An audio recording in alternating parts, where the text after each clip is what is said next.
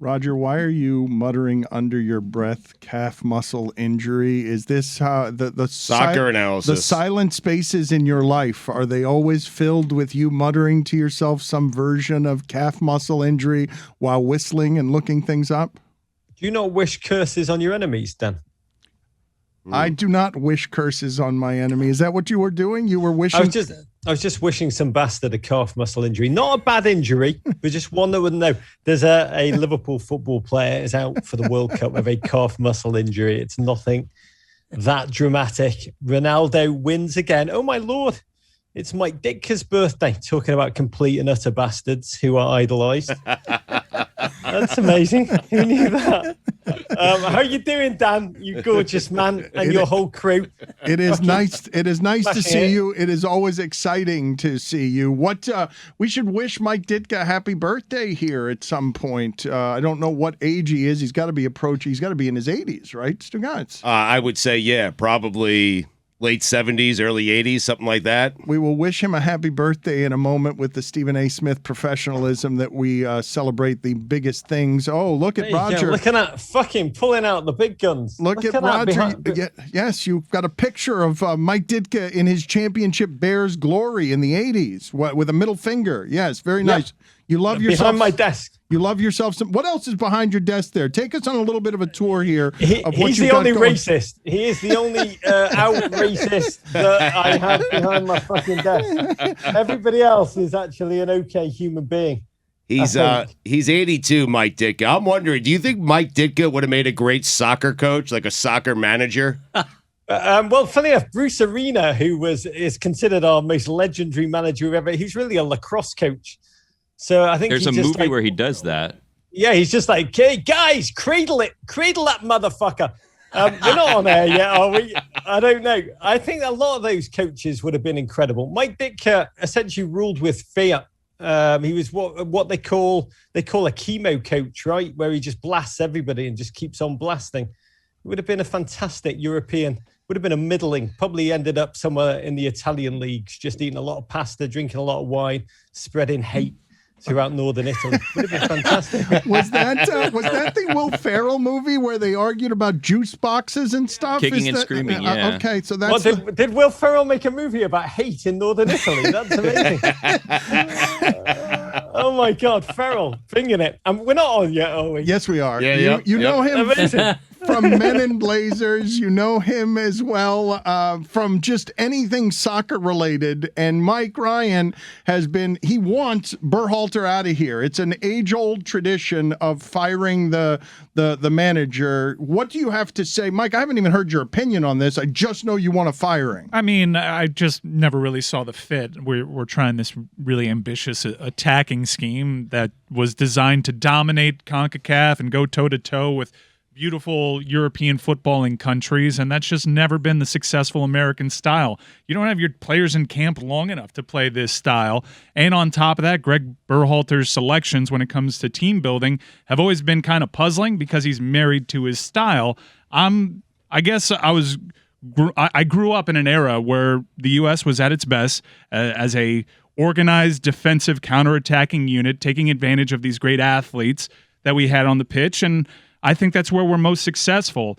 And I would be in on Berhalter if I was on board at least with knowing that we would select the best players. And I don't have evidence of that. Now it's a little too late in the game. The World Cup's a month away, even though proper footballing nations would have no trouble sacking somebody right before. It's not that complicated of a game. But here we are, and I'm not too bullish on their chances in the World Cup. I'm curious where Roger stands on Greg Berhalter. Oh, it's a joy to be back. We are going in deep. And I love that you said the US was at its prime when it played physical football. Obviously, I didn't know you grew up in the 1930s when we reached the semi-final of the first World Cup with a side so physical that they were called the shot putters. And I do think we should probably revert back to that caliber of football as it got us results. And we don't sing enough about getting into the semi-finals in this nation. We are a proper footballing nation. And I think part of the problem is that we're self-loathing still as a soccer nation. We need to prove ourselves to ourselves. And as you're saying, we don't just want to win. International football, it's like an all-star game. Like you watch the all-star games, the teams are flung together. They can kind of do bits, but they're not cohesive. And any team that plays together a full NBA season would destroy an all-star team because they have chemistry, they have an understanding. International teams are essentially glorified all-star teams, and the football is filled with mistakes and fleeting and about making moments matter, not score. I mean, England got to the semi-final by preventing goals from being scored on them, scoring from set pieces, and having like a Brad Stevens set of routines off throw-ins. That got us all the way to the bloody semi-final. No one there was like, but you must pass and move and create beauty, transcendent football. But because we feel lesser, because we feel a sense of self-loathing, because generations of football fans, soccer fans grew up in this country being put on pegs in locker rooms by jock bastards, we feel we must roar, we must sing, we must play the most transcendent football. And that's what the US have tried to do. And it's a massive mistake. It's naive. No team, apart from Barcelona, who were just like, it's like saying, I'd like to play the kind of I'd like England national basketball team to play like the Lakers dynasty. Okay, guys, just because I would like to be a supermodel. Look at me, doesn't make it. So we should just go with what we've got and enjoy ourselves. And it's a bit of a time of wonder. We have so many young talents, these baby eagles, these young gents who are plying their trade in Europe at the highest levels. But we also have a very young coach who's not always clear he knows what he doesn't know. And here we are. We go again into the fire festival of a World Cup in Qatar. Well, here's Eric Winalda. Let you tell me whether you agree with what's being said here. I can tell you what, at the international level, your job is not to teach at all. You do not teach anything. That is not your job. Your job is to select the players who are going to make us win. And then you have to look at them, you have to evaluate them, and you have to see what is their skill set? How is this puzzle going to look when it hits the field? And sometimes it's not what you want. It's what the team and the talent of your players dictates. Oh, Winalda, what a wonderful human being he is. It sounds like He's a pioneer, a trailblazer. Just speaks like a biblical prophet, seething with rage, with an intensity that if you look him in the eye, it will burn out your retinas.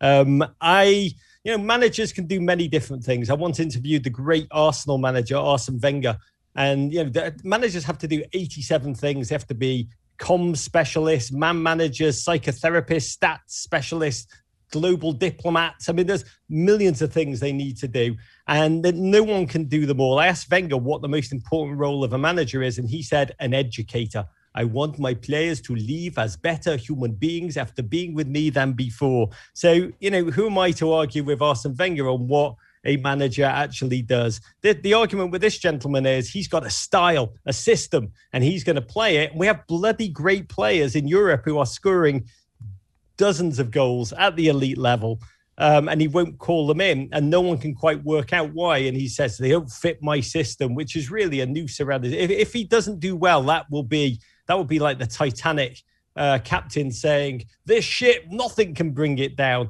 But World Cups are their own ecosystems. This World Cup, more than any other, because it's going to be played under such insane, ridiculous, self-sabotaging conditions. Anything can happen, and history is written by results. If this gentleman gets great results, we will see him as a genius. If he goes 3 and out and craps the bed with the nation looking, he will be seen as a, emperor has no clothes, like me, a bald bastard.